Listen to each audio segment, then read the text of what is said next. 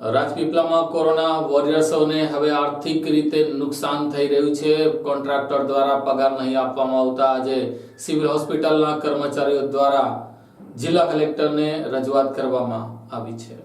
Rajpipla civil હોસ્પિટલના કર્મચારીઓ છેલ્લા 2 મહિનાથી એજન્સીઓ અને કોન્ટ્રાક્ટરો દ્વારા પગાર કરવામાં ન આવતા તથા કોરોના વોરિયર્સનું એજન્સી દ્વારા શોષણ કરાતું હોવાથી આજે કર્મચારીઓએ રેલી કાઢીને જિલ્લા કલેક્ટરને આવેદનપત્ર આપ્યું હતું, જેમાં સરપંચ પરિષદના પ્રમુખ નિરંજન વસાવા દ્વારા ન્યાય માટે કલેક્ટરને રજૂઆત કરાઈ હતી. આજ રોજ રાજપીપળા સિવિલ હોસ્પિટલના કર્મચારી જેમણે કોરોનાની મહામારીમાં રાત દિવસ એક કરીને દર્દીઓ તેમજ પ્રજાની સેવા કરી છે અને જેઓ ખરેખર કોરોના વોરિયર્સ તરીકે તેમણે ફરજ ભજવી છે એવા કર્મચારીઓને છેલ્લા 2 મહિનાથી એજન્સી અને કોન્ટ્રાક્ટર દ્વારા પગાર કરવામાં આવેલ નથી અને સરકારના પરિપત્ર મુજબ જે કર્મચારીઓ ત્યાં સેવા આપી રહ્યા છે તેવા કર્મચારીઓને એજન્સી અને કોન્ટ્રાક્ટર દ્વારા તેમને ધમકાવવામાં આવે છે કે તમને છૂટા કરી દેવામાં આવશે. જો તમે આ બાબતે કોઈને પણ રજૂઆત કરશો તો આ કર્મચારીઓને વેતન પણ 19,500 ની જગ્યાએ 9,000 થી લઈ 14,000 ની જગ્યાએ 8,000 તેમને પગાર આપવામાં આવશે. કોન્ટ્રાક્ટર તેમજ એજન્સી દ્વારા અને જે કર્મચારીઓ ફરજ ભજવી રહ્યા છે તે જિલ્લાના બહારના પણ છે અને સ્થાનિક નર્મદા જિલ્લાના પણ ભાઈઓ બહેનો ત્યાં સિવિલ હોસ્પિટલમાં સેવા આપે છે.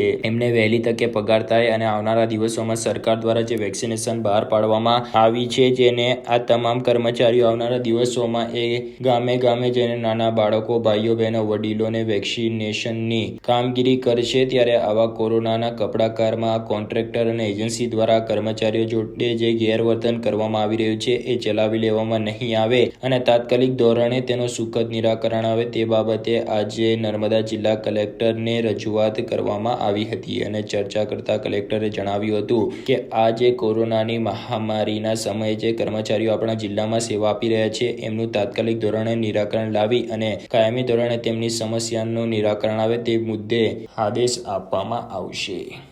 અમારો બધો જે સ્ટાફ છે જનરલ હોસ્પિટલ રાજપીપળા ખાતે અમે બધા સ્ટાફ ડીજી નાકરાણીમાં કામ કરીએ છીએ. બધા સ્ટાફ ક્લાસ 3, ક્લાસ 4 બધા જ ઓપરેટરો અને બધા જ છે. તો અમારે નવેમ્બર, ડિસેમ્બરથી 2 મહિનાથી અમારી સેલરી નાખવામાં આવેલ નથી. અમે રજૂઆત કરી પણ અમને કોઈએ સરખો જવાબ નહીં આપ્યો એટલે અમે આવેદન લઈને આજે અહીંયા આવેલા છે. તો શું હવે તમારો યોગ્ય નિકાલ નહીં આવે તો આગળ શું કરશો?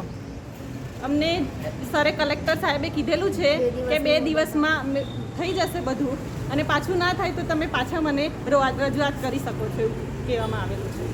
આજ રોજ સિવિલ હોસ્પિટલ ખાતે જે કર્મચારીઓ છે, જે કોરોના વોરિયર્સ છે અને કોરોના મહામારીમાં જે લોકોએ રાત દિવસ એક કરી અને સેવા આપી છે તેવા કર્મચારીઓને છેલ્લા 2 મહિનાથી પગાર જે કોન્ટ્રાક્ટ કે એજન્સી છે એના દ્વારા આપવામાં આવ્યો નથી અને જ્યારે આ કર્મચારીઓ રજૂઆત કરવા જાય છે ત્યારે એ લોકોને એ કોન્ટ્રાક્ટર શ્રી દ્વારા એમને ધમકીઓ આપવામાં આવે છે કે તમે અવારનવાર અમને રજૂઆત કરો છો તો તમારી પર અમે એક્શન લઈશું અથવા તો તમને અમે છૂટા કરી દઈશું. આ સ્ટાફને યોગ્ય રજૂઆત, આ સ્ટાફને એમની જે માંગણીઓ છે એ ન સંતોષાતા આજે કલેક્ટર સાહેબ શ્રીને રજૂઆત કરવા આવ્યા હતા અને કલેક્ટર સાહેબ શ્રી જોડે ચર્ચા વિચારણા કરતાં કલેક્ટર સાહેબ શ્રીએ બાહેધરી આપી છે કે આનો તાત્કાલિક ધોરણે 2 દિવસમાં નિકાલ કરશું. કેમ કે અત્યારે કોરોનાની વેક્સિન પણ આવી ગયેલી છે. આવનારા દિવસોમાં જે આ સરકારી હોસ્પિટલમાં જે સેવા આપે છે જે કર્મચારીઓ એ લોકોએ ગામે ગામ જઈને કોરોનાની વેક્સિન એ ગામના દરેક લોકોને અને શહેરી વિસ્તારમાં એમને વેક્સિન આપવાની છે. એના લીધે આ જે સ્ટાફ છે એ લોકોનું તાત્કાલિક ધોરણે નિરાકરણ આવે એવી અમારી તેમજ તમામ કર્મચારીઓની માંગણી હતી. એ સાહેબશ્રીએ બાહેધરી આપી છે. નિરંજનભાઈ નગીનભાઈ વસાવા, સરપંચ પરિષદ ગુજરાત.